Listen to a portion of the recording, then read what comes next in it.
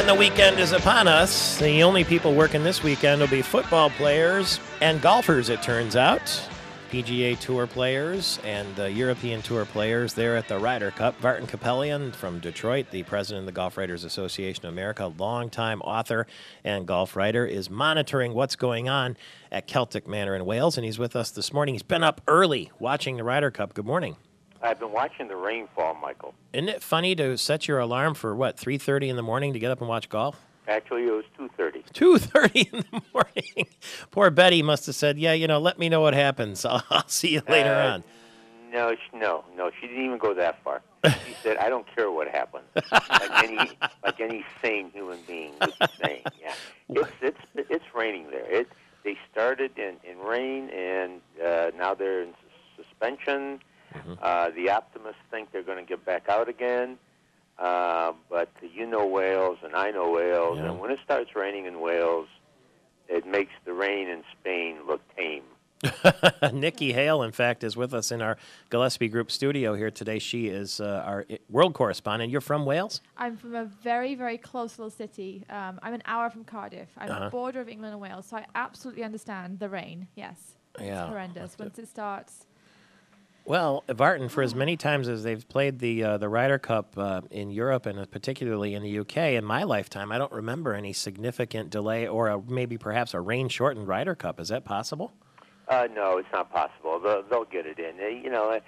I think they'll only get the morning matches in today, but don't forget that on Sunday they only play singles, and they don't start the singles until like noonish. Mm-hmm. So there's no reason why they couldn't go out Sunday morning and play the final foursomes match, perhaps, and then start the singles, say at 1 o'clock or something, and still get it in. It'll be difficult.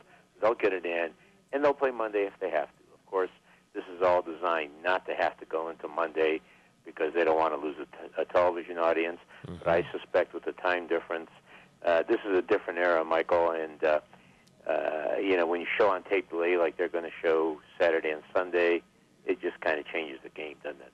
Yeah, it's not the same, is it? And the TV people will be the ones scrambling to catch up, I guess. But if they have to show us highlight packages and then bring us whatever they bring us, I guess that's the way it'll go. But the Internet changes that, too, because we can pay attention now to people like you at VartanGolfLive.com and, of course, the Ryder Cup website. Where does it stand at the moment, as if that matters, I guess? Yeah, Europe is up in the first three matches. And the American rookies, Bubba Watson and Jeff Overton, are 2 up after 2 holes in their match. Mm-hmm. So it's Europe up in 3, the U.S. up in 1. But the overriding consideration has been the weather. It's been miserable. I mean, they're not reaching the par 4. Can you imagine these guys not reaching par 4 holes and 4 shots?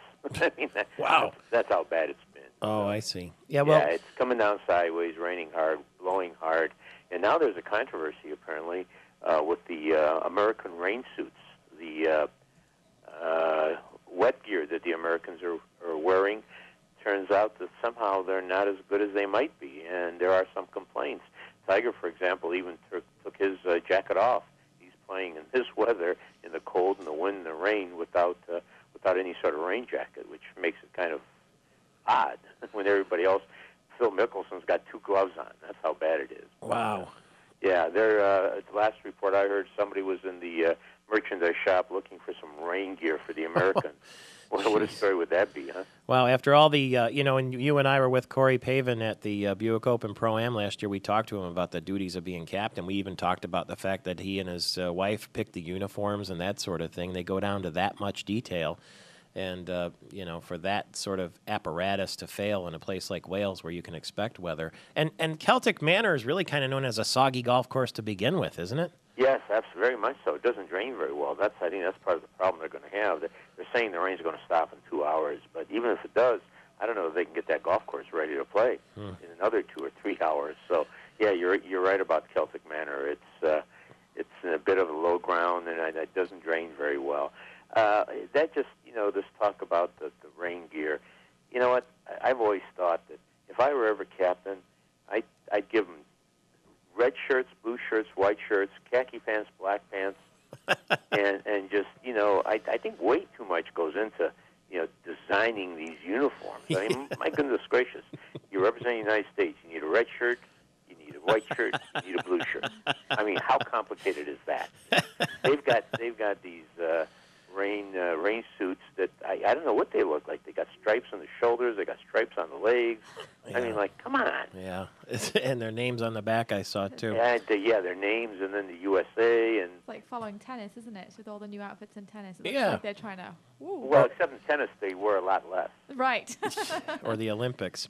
Well, the good news is it's going to be a nice day to play golf in Michigan. You won't have to worry about the rain. I'll be at Country Club of Lansing with Ken Hayward and Pat Pritchard. We're playing an event representing Grand Hotel, and I know Varton's never far from a golf course, but this morning we're watching the TV to see what will happen, and just go on and log on to VartonGolfLive.com and follow him there. And it was good to talk to you, sir, and we'll talk again Monday. All right, good luck. Have a good one. All the best to Varton Capelli, the veteran golf writer.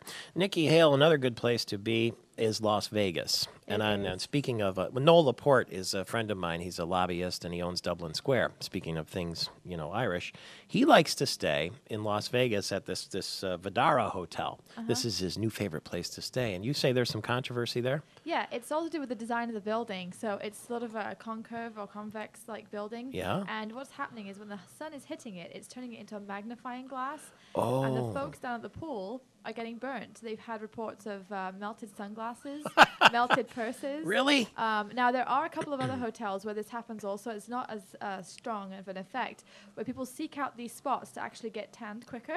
Oh, but really? this one, apparently, they're trying to fix it. They're putting up some sort of film on the windows to avoid this, but it's still not happening. So people are getting dramatically burnt skin from these spots. Because it bounces off the glass. Yes, exactly. Can you imagine? It was like when you were a kid, you took a magnifying glass and held it over something, and the sun went through. Like ants. Yeah. Beetles. Yeah. This is what's happening to people in Las Vegas. Yes, exactly. Well, I'm not sure Noel spends a lot of time out by the pool, but we'll warn him if he's going to do that he's going to. It's like a laser beam now, shooting right down. They're calling it the death ray, which the is death hilarious. Ray. My wife Christine knows that I sometimes one of my alter egos is Batman, and I can get the Batmobile. You can. Isn't that cool? Because I got this car that Cheryl Freeborough has me testing. It's a Chevy Impala right out front here. Right. Because the Buick Rendezvous died. Right. The space shuttle, it was known sorry as. to hear that, yes. So I'm still considering what sort of car to have next. And Cheryl Freeborough's having me test some of these different pre-owned vehicles to see if I like them. I could give her back the Impala and go ahead and get the Batmobile. It will cost you $100,000. What? It's based on That's the Lincoln. $200,000.